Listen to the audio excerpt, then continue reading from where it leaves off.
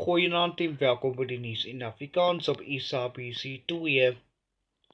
Suid-Afrika het die reg dus om voort te gaan, dat ook 'n reg dus in Suid-Afrika. Die munisipaliteit het reg dus om voort te gaan na de 4 mense is dood en nog van 'n vloede. KwaZulu-Natal het die hele tyd geëis.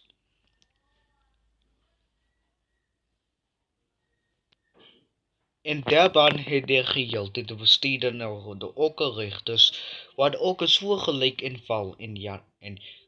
gelyk inval in Februarie. De ongedokument en hy is as safte gebied aangewys. Die Radiologus het dit sertifikaat. Die Radiologus het dit in die oos gevind is. Geheeltyd bestuurder dat ook 'n reg is om voort te gaan na 'n aangedokument.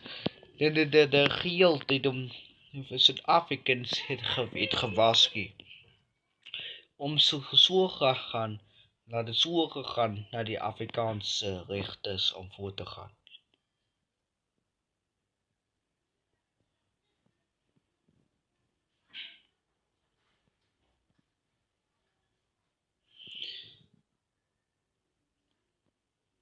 In Mosselbaai in die Weskaap het die geheeltyd geëis.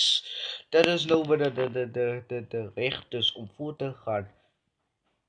Maar daar is nog protes dat die geheeltyd bestuurder. Die eerste polisieminister het dit wat bemanne het die geheeltyd bestuurder.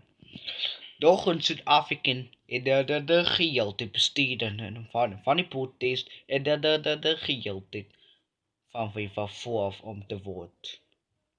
Wie van vooraf om te gaan.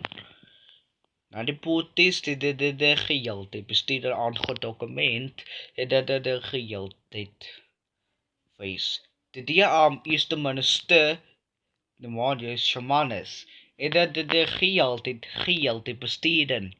Nog in Suid-Afrika het de geheeltyd protes gemaak. Ga daar vir vis.